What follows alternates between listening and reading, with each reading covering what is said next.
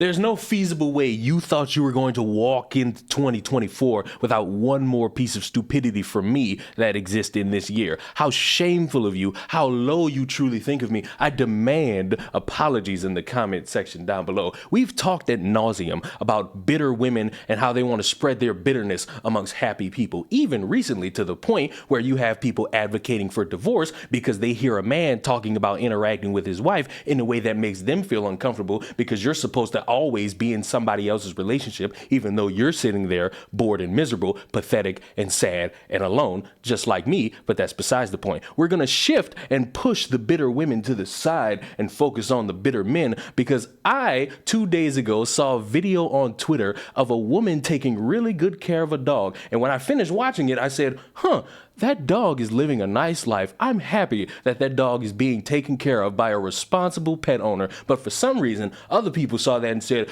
how could this black woman treat a dog like this and not a black man? How come black men have to be second place towards an animal? How come black men don't get the same level of respect as a dog? And I'm sitting here wondering, why are they all that bitter towards an animal that lifts its leg up to pee? It ain't that serious. It's never that deep. Y'all sound pathetic and miserable, especially when this is a woman who none of you are going to interact with. And I said on Twitter, I'm paraphrasing just a little bit because I don't have it in front of me, that if, as a black male giving his opinion on this, if black men treated black women with a little bit more respect and made sure to mention vice versa, because black women could also give black men some respect, you wouldn't be sitting here groveling, crying, being pathetic towards a video about a dog being pampered and a woman taking care of that dog, both of which you're never gonna meet.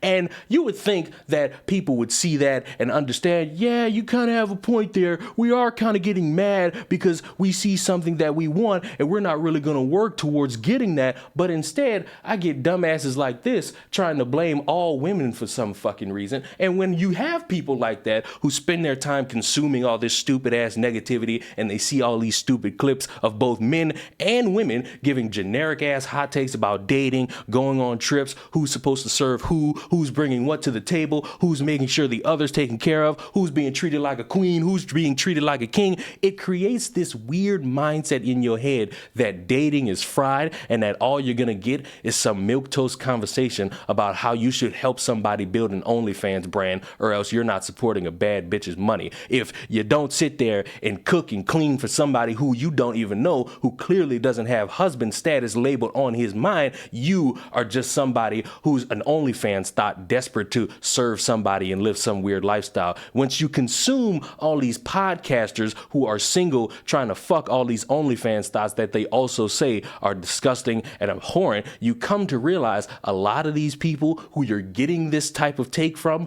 are miserable people trying to make a profit off of your misery. And as your new relationship guru who is also single, so you should probably listen to my advice just as much as you listen to other people's advice who are in the same category as me. It would behoove you to cut this bitterness at the door so that you could at least have a little bit of a chance in interacting with a random stranger, whether it be a man or a woman. Because as much as I want to sit here and say that you bitter men are the only problem that exists, these bitter women exist also. You consume all this negative media, you listen to these bad bitches and real alpha men who puff their chest and their boobs out and say, we know what it takes to date in this world, yet none of these motherfuckers are in relationships. Some of them are divorced, some of them have cheated on their spouses, and the others are just pathetic trying to play into their insecurities and try to make themselves bigger than what they are. You have to understand that bitterness is not going to help you succeed in any capacity when it comes to communicating with other individuals. I love Jonathan Majors. There was something in me that felt, I bet he has a white girlfriend. And when Antoinette revealed to me that he was in Sweden somewhere with a blonde-haired white woman, I don't celebrate that. I'm not going to celebrate their children that they have.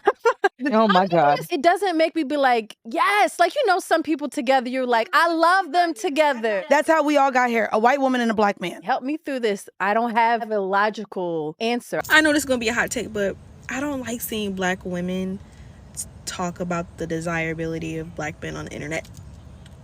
Or men, really. But black men, it's like, please don't. I get the ick. because black men down black women so much on this here internet. I hate to see them bigged up on here by black women. I'm sorry. Only like relationships and stuff, that's cute. But like, if it's a black woman, like, even if it's like stitching another black man, like, oh, he's so fine, I hope he wants me, anything of that nature, I'm just like, I'm throwing up. Like, I can't, because just the amount of black men that just on black women daily on this internet, I can't stand us to look like that is our only option. I just can't.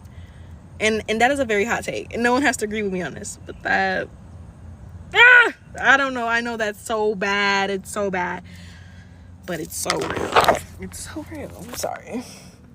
It is sad that there are people who will sit there and say these women out there are nothing but insecure twats who just want to adopt animals to fill the void. Well, maybe they have negative experiences to the point where they say, you know what, not dealing with the dating climate anymore, and I'm just going to take care of a dog for the rest of my life, and I'll be perfectly happy doing that. And while they're happy doing that, you're sitting there miserable trying to make them feel bad when you're the one that's feeling bad. You have all these people who sit there and say, oh, y'all just want to hang out with y'all friends all day. Well, their friends give them a level of comfort, and they want to hang out with their buddies from time to time, and they want to exist not having to deal with somebody who's going to make their life living hell. It would be just that simple if it weren't for you bitter bastards running around trying to make people care about you when nobody knows you and they don't care about what other people have done to you. And people are mad because they're lonely.